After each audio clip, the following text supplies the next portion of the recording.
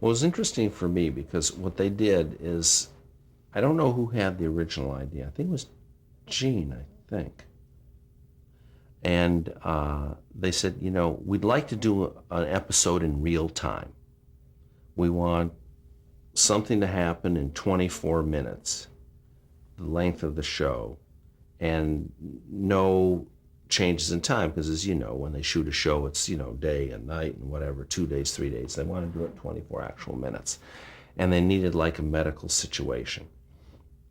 And I said to them, I said, well, I think Larry was on the show at the time too.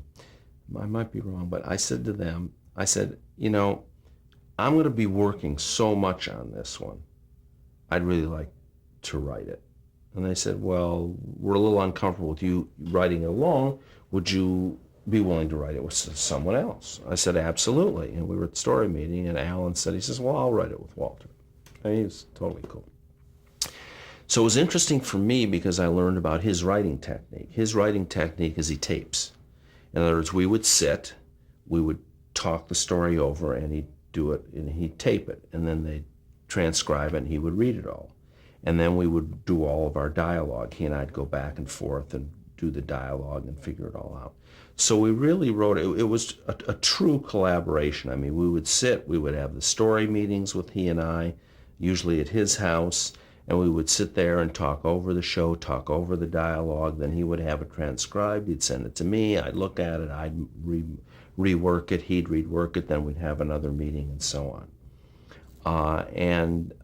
It really, really worked out well. And I remember that when we were doing this, I came up with the idea of putting the clock in the corner. I said, why don't we, as long as we're doing this in real time, why don't we let the audience know that it's in real time? I said, let's put a clock in the corner and we can watch the clock tick down.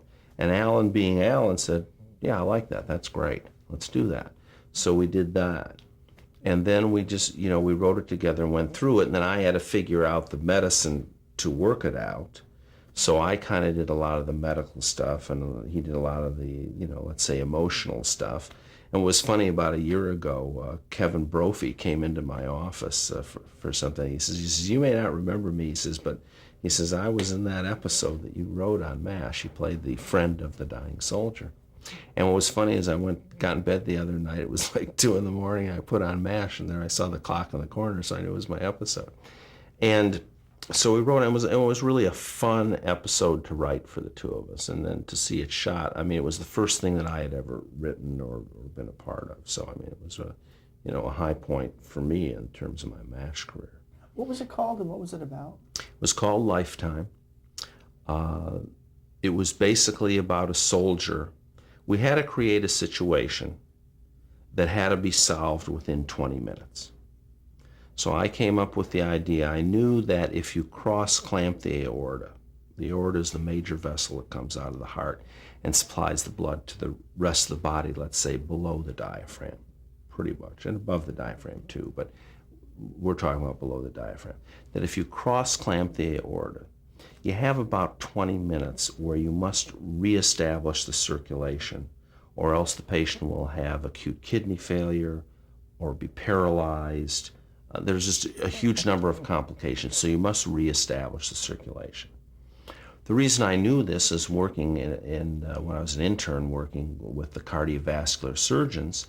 Let's say you had an aneurysm in the aorta, which is a ballooning of the aorta.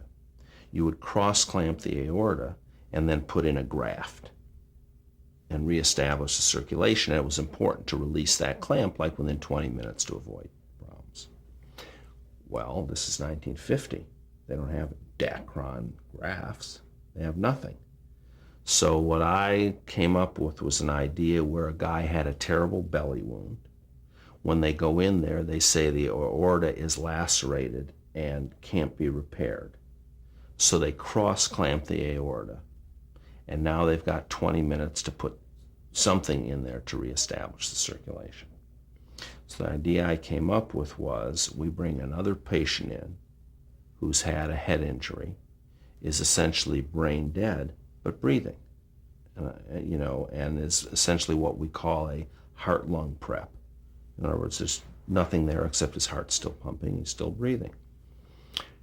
And we put Mike Farrell with him, and he's waiting for the guy to die so he can go in and harvest. They're going to do surgery that's never really been done.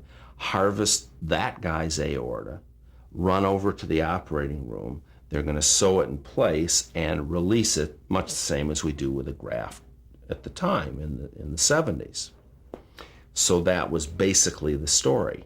So what we wanted to do, and what Alan and I really thought about, is the juxtaposition of life and death, and doctors wanting to save people, but here wanting a doctor's feelings about wanting someone to die in time to save someone else, and the feelings it would bring up in a doctor where your whole dedication and your Hippocratic oath and everything is to save people, where you're saying, oh, please die right away. Come on, die.